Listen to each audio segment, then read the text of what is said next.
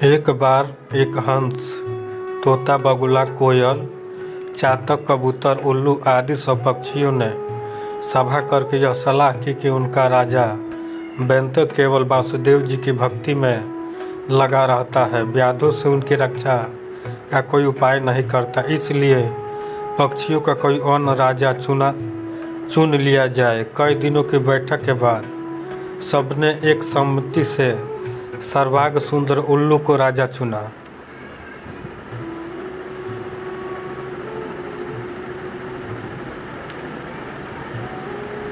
अभिषेक की तैयारियां होने लगी। विविध तीर्थों से पवित्र जल मंगाया गया। सिंहासन पर रत्न जड़े गए, स्वर्ण घट भरे गए। मंडगल पाठ शुरू हो गया। ब्राह्मणों ने वेद पाठ शुरू कर दिया। नर्तकियों ने नृत्य की तैयारी शुरू कर ली। उल्लू को राज सिंहासन पर बैठने ही वाले थे कि कहीं से कौवा आ गया। कौवा ने सोचा, यह समारोह कैसा, यह उत्सव किस लिए। पक्षियों ने भी कौवे को देखा तो आश्चर्य में पड़ गए। उसे तो किसी ने बुलाया ही नहीं था। फिर भी उन्होंने सुख सुन रखा था कि कौवा सबसे चतुर कूटराजनीतिज्ञ पक्षी है, इसलिए उससे मंत्रता करने के लिए सब पक्षी उसके चारों ओर इकट्ठे हो गए।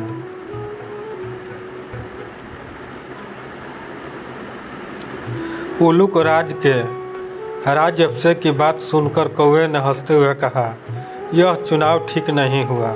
मोर, हंस, कोयल, सारस, चक्रवात, सुख आदि सुंदर पक्षियों को रहते दीवांध उल्लू और टेढ़ी नक वाले अप्रियदर्शी पक्षी को राजा बनाना उचित नहीं है। वह स्वभाव से ही रौद्र और कटुभाषी है।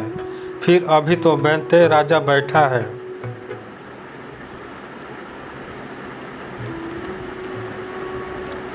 एक राजा का रहते दूसरे को राज सिंहासन देना विनाशक है। पृथ्वी पर एक ही सूर्य होता है, वही अपनी आभा से सारे संसार को प्रकाशित कर देता है। एक से अधिक सूर्य होने पर प्रलय हो जाती है। प्रलय में बहुत से सूर्य निकल जाते हैं, उनसे संसार में विपत्ति ही आती है, कल्याण नहीं होता। राजा एक ही होता है, उसके नाम कीर्तन से ही काम बन जाते हैं।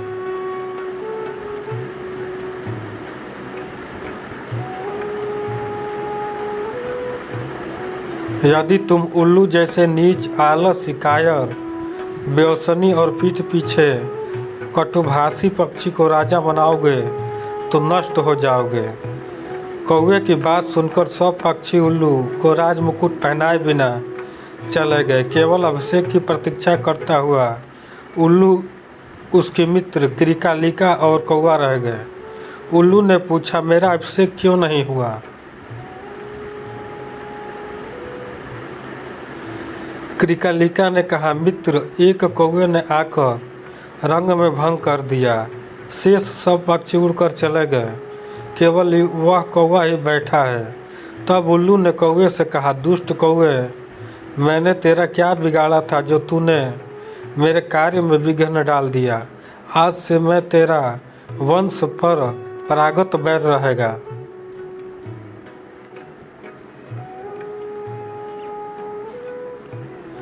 यह कहकर उल्लू यहाँ से चला गया। कौवा बहुत चिंतित हुआ, वहीं बैठा रहा। उसने सोचा, मैंने अकारण ही उल्लू से बैर मोल लिया है। दूसरे के मामले में हत्या करना, कटु सत्य कहना भी दुखप्रद होता है। यही सोचता सोचता वह कौवा वहाँ से चला गया। तभी से कौवे और उल्लुओं में स्वाभाविक बैर चला आता है। दोस्तों, मैं आपके लिए ऐसे ही मज़ेदार कहानियाँ लाता रहूँगा। अगर कहानी अच्छी लगी तो लाइक कीजिए, सब्सक्राइब कीजिए और शेयर कीजिए।